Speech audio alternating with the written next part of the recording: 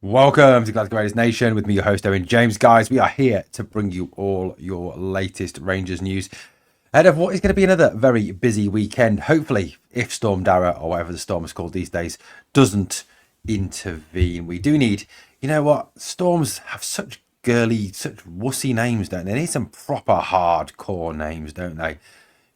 Proper, real, just in your face names like Storm Aldo. It's a good name, isn't it? We've got a lot of people who's gone called Aldo. Storm Woolley, Storm Gary, proper names, proper British names. That's what we need for these storms, not these really stupid names they keep giving them. Something that really strikes fear. Anyway, there's talk of the game being off on Sunday because of the storm. Obviously, there's been a number of games down here south of the border already called off ahead of the weekend because of Storm Dara.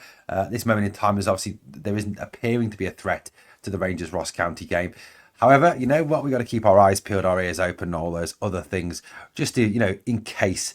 But I'm certainly, thinking that Rangers and Philippe Clement will not want this game called off, will they? Coming off the back of probably their best performance of the season against Killy, it's not a game that you want to miss. It's not a game that you want to be pulled out of. You want to try and keep that positive run going moving forward. Now, we're going to talk a little bit this morning about, or this afternoon or this evening, of course, depends on when you are watching this video, about a number of things. We're going to talk about, obviously, how Rangers found their number six. There was all that links to Kenny McLean, for example, and that German lad from Heidelheim, or wherever it was, from Heidenheim or somewhere in the in Germany. I was going to call it something else there, but decided better of it. But, have we found our number six? And is there a new deal on the table for the most reliable player seemingly in the Rangers squad this season? Certainly talk of Jean Souttar. Why am I giving him a French name? He's not Jean Souttar. Perhaps he was called Jean Souttar. He would get a little bit more respect from the fans if he was French. I don't know.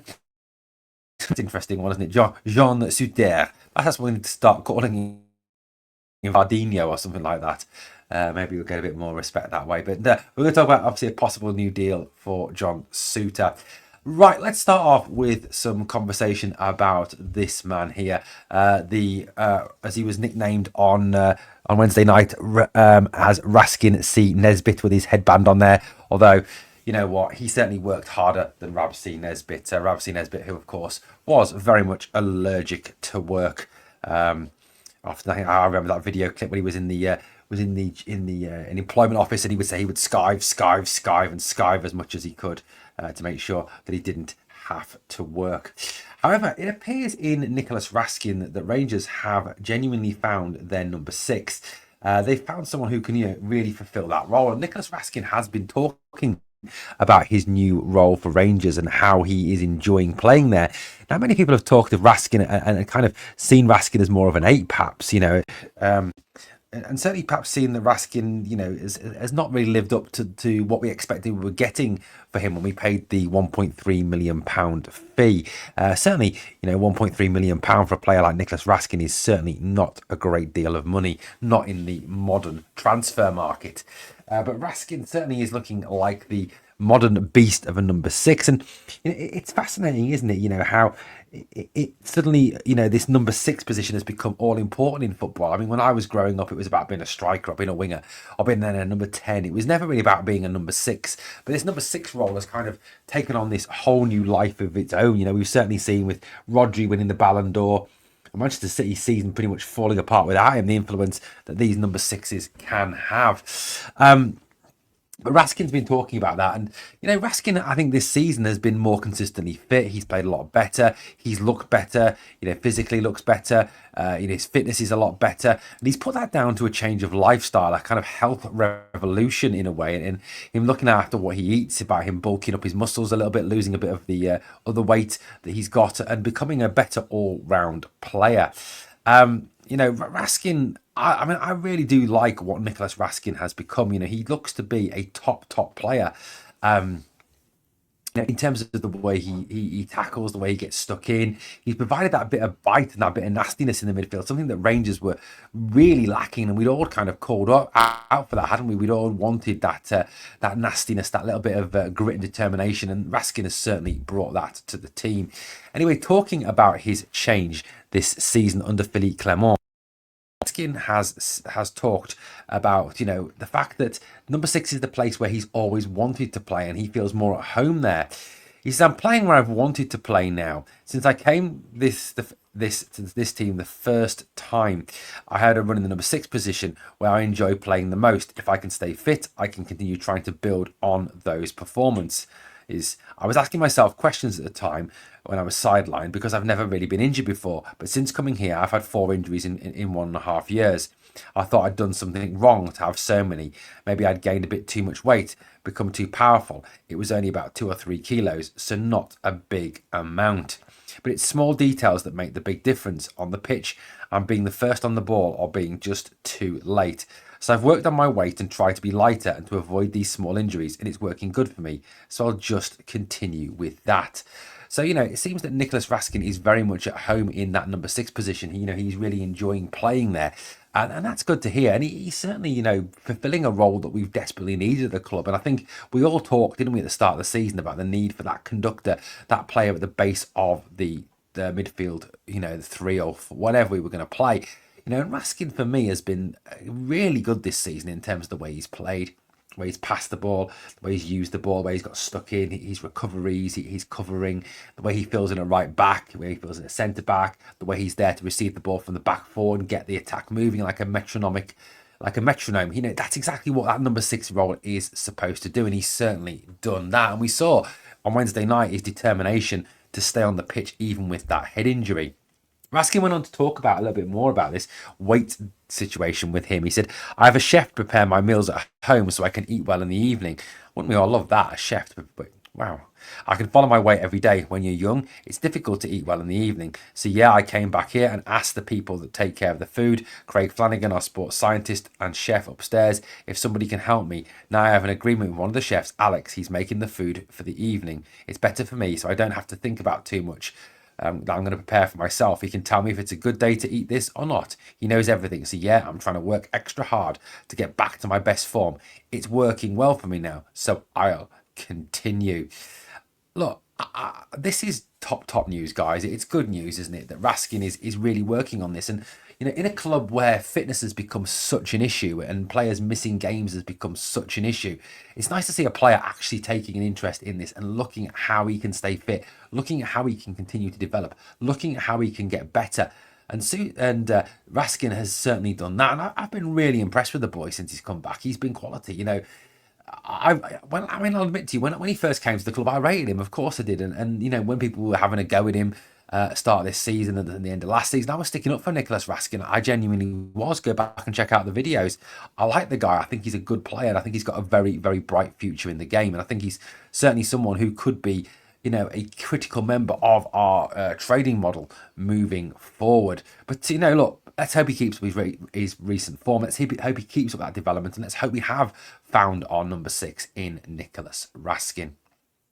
Right, let's talk a little bit of John Souttar. Again, another one of my favourite Rangers players. I do like John Souttar. Again, I think he gets a lot of unfair criticism from small groups of fans. He's a good defender. He's a solid defender, and it's good for John as well. I mean, no matter what you think of the national team, that he's broken through into the national team and he's becoming somewhat of a regular in Steve Clarke's team. And whenever he's played, he's certainly impressed. He's become described, I think someone described him the other day as Rangers Mr. Reliable. He's sort of always there, always performs to a good standard, and it certainly seems that Philippe Clement doesn't want to rotate him, and he sees John Souttar as kind of that solid piece in the centre back area, and it's the players around him that get rotated. One game it's Balogun, one game it's Proper. I've got to say the defence does certainly look better when it is Big Leon alongside Big John. But look, I am slightly biased when it comes to Big Leon Balogun. I am a massive fan of his. He's one of my favourites, an absolute quality player. But getting back to the John Souttar situation, I genuinely personally think that John Souttar could be a future captain of Rangers. I mean, he's consistent, he plays well, he's never present, he's a centre half. Centre halves do often make the best captains. He leads by example, and he really is a captain that truly does lead by example. He covers for everyone, he helps players out, he puts his body on the line for the team, he throws himself in the way of shots. He's not afraid to get a ball in the face or a ball in another area that you really wouldn't want to get a ball. He's certainly got a never say die attitude to defending, and aerially again in the air he's very good as well. He's certainly, I think he's in the 92nd percentile of defenders in Europe for aerial challenges won and aerial prowess. So he's certainly got that. Um, Now Clement has said that there is a deal on the table. That's what he said. Actually is a deal on the table for John Souttar, and it's very much a take it or leave it deal for Souttar. And I'm certainly one that hopes that that deal is one that reflects what John brings to the team, and that it will, tempt John to re-sign with the team. He's a player I think we do very badly need to hang on to. In terms of John Souttar, his contract runs out in 2026. So obviously it's not a this summer problem, it's a next summer problem. But it's reassuring to see Rangers starting to do what most teams do, most sensible teams do, which is with 24 to 18 to 24 months left on a contract, going to a player and saying, here's a new deal, sign it, or I'll have to sell you. Or going to a player and say, look, you're not part of our plans going forward, we're going to have to sell you. And it's reassuring to see Rangers starting to do that. And you know, Philly, it kind of builds on what Philly Clermont said.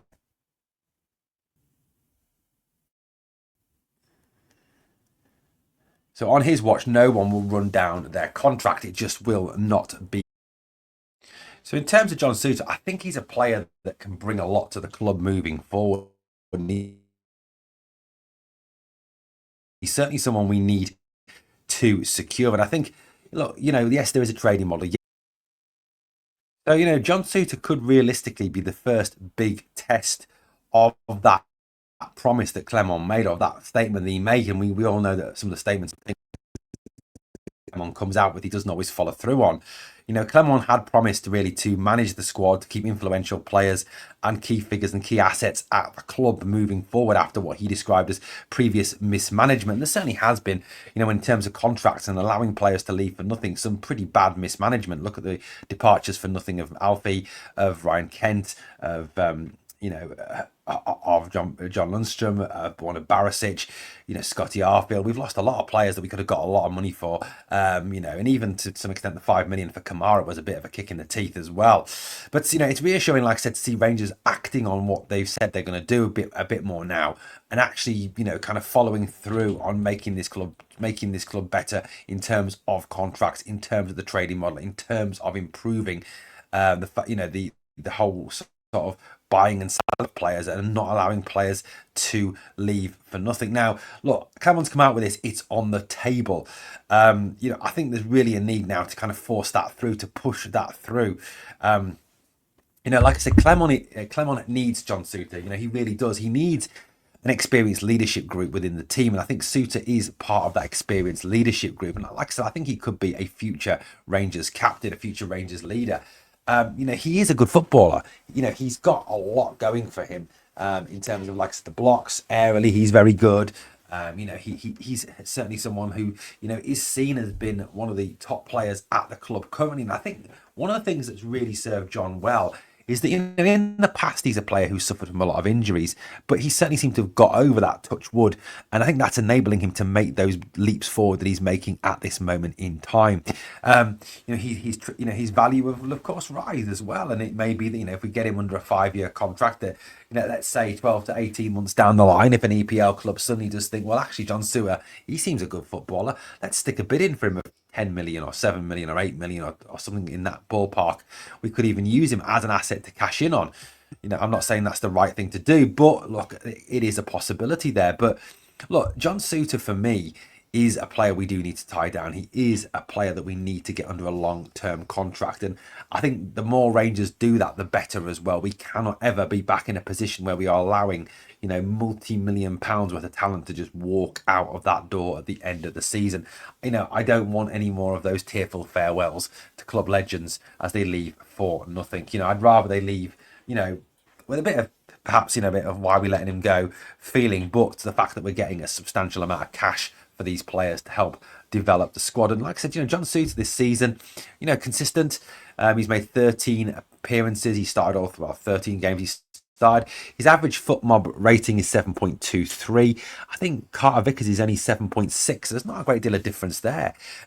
He's played 1,170 minutes this season in the Scottish Premiership. This is only obviously in the Scottish Premiership. It doesn't reflect Champions League qualifiers, Europa League games, Scottish Cup games, and League Cup games. In terms of where he's strongest, in terms of him as a player, like I said, blocks, he's very strong. He's in the 92nd percentile with that. He's in the 98th percentile for clearances. He's in the 95th percentile for aerial duels won. He's got a lot of strong areas. Yes, he has areas that he needs to work on and needs to develop. Of course he does. And I think another one of his strengths, realistically, is bringing that ball out from the back. And I think, that bringing the ball out from the back and engaging the midfield and pulling players forward and out of position to some extent, again, is something that can help break down that low block. Something that John Souttar can certainly do. Like I said, personally, I think give him a new deal. I would love to give him a new deal, tie him down to a 5-year contract, a long-term deal, and look, really review the rest of the club as well in terms of that, in terms of moving forward with contracts. Right, guys, we will be back with further videos in the build-up to the game against Ross County on Sunday. Rangers Nation, as always, on the way out, please smash the sub, like, subscribe, share, do all that great stuff. Drop a comment. It all helps the channel too. Thanks for watching. Remember always, we are one Rangers family and we are the